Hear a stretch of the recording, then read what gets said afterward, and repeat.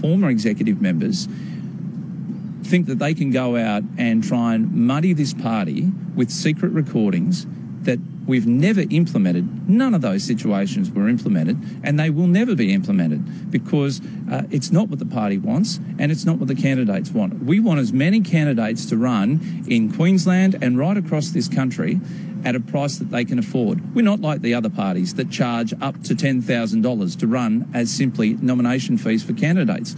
We have a $250 candidate nomination fee. We simply supply materials. You're surprised at that.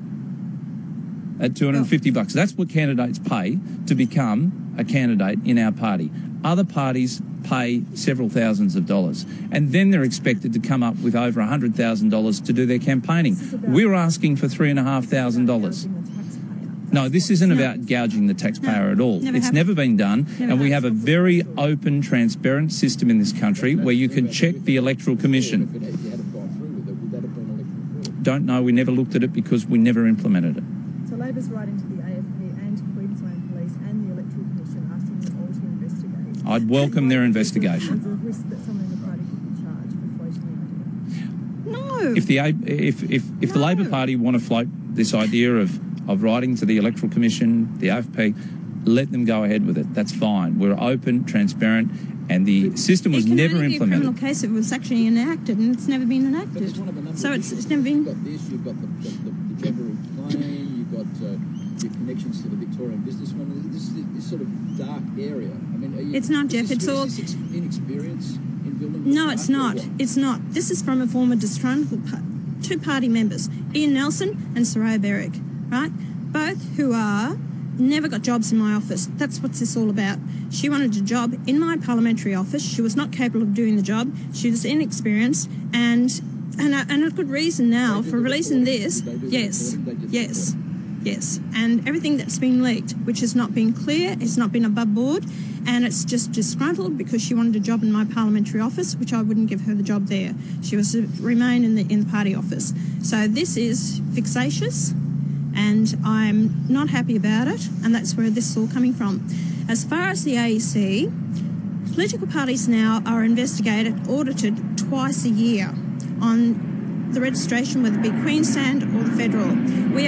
That's a process that happens all the time. I'm waiting for that now to be finalised by the AEC, then it will be presented to you.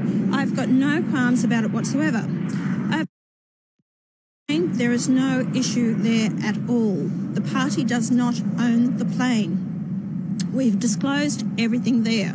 That will come out in the AEC audit. There's no problems whatsoever. So I'm waiting for the finalisation with everything. Where does this leave you after today's allegations? Oh, it's embarrassing. There's no doubt about that. Poor choice of words on my behalf, no doubt about that. But let's not forget, these were secretly recorded conversations in what we thought was an environment where we could safely put any idea on the table and it wouldn't go any further. We've never implemented this idea that was put forward, and it's regretful that obviously poor choice of words on my behalf had to be aired in such a public manner. So have you been chastised by your leader? I'm assuming you're still the leader. Are you the leader? No, it's quite clear Pauline's the leader. Gee, there's never been a case. Have you chastised Mr. Ashby for his poor choice of words that's embarrassed you?